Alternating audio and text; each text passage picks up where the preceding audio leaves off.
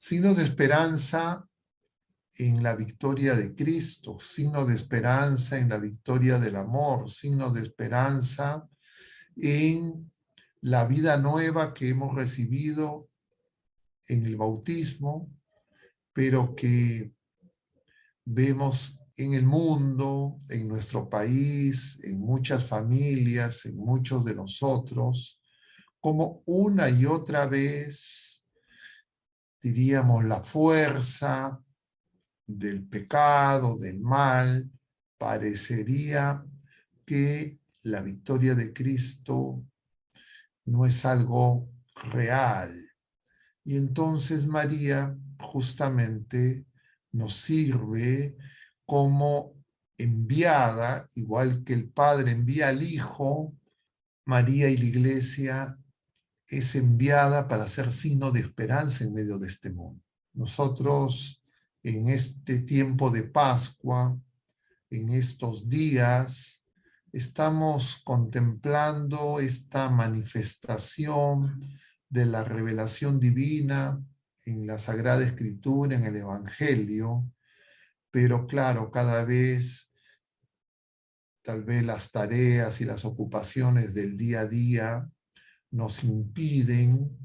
encontrar en la palabra de Dios esa roca que parecería que falta en el mundo, que falta en las vidas de muchas familias y en la nuestra. Entonces, tenemos que volver a María, porque María ocupa un lugar central en la historia de la salvación. María es la criatura humana elegida por Dios para la venida en nuestra naturaleza del Verbo eterno, que desde antiguo habló al pueblo de la primera alianza a través de los patriarcas y de los profetas, pero que en la plenitud de los tiempos, como nos dice el apóstol San Pablo en Gálatas 4, nació de mujer, asumió la naturaleza humana. El Hijo de Dios se hizo Hijo del hombre en María. Y entonces María es signo de esperanza,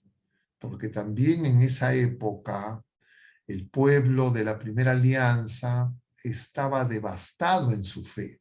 Los sumos sacerdotes, los escribas, los fariseos, los saduceos, los celotes, los esenios,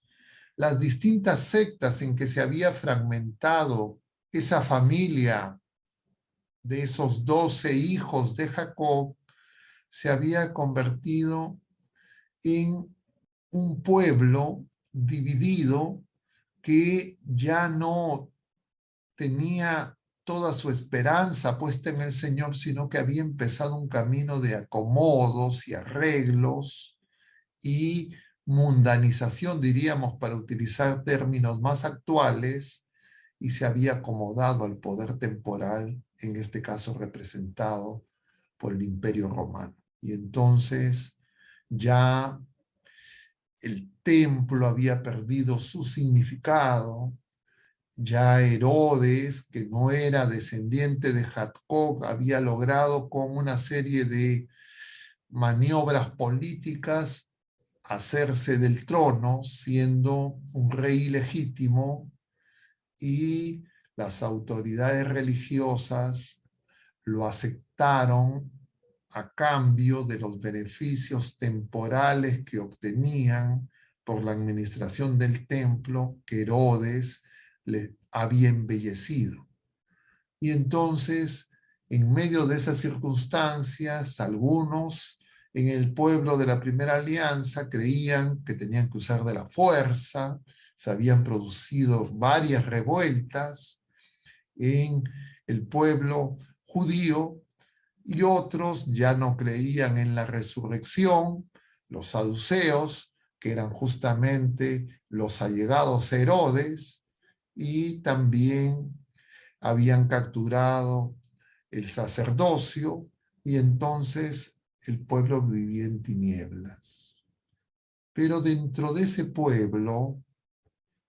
un grupo muy pequeño se mantuvo fiel. silencioso, sin hacer alarde, ni hacer ostentación de su fe, se mantenía fiel en la oración y en la esperanza. Son los llamados pobres de Yahvé, los que habían puesto toda su esperanza en el Señor. Y dentro de esos pobres de Yahvé nace María, según la tradición, hija de Ana, y en esas circunstancias María viene al mundo.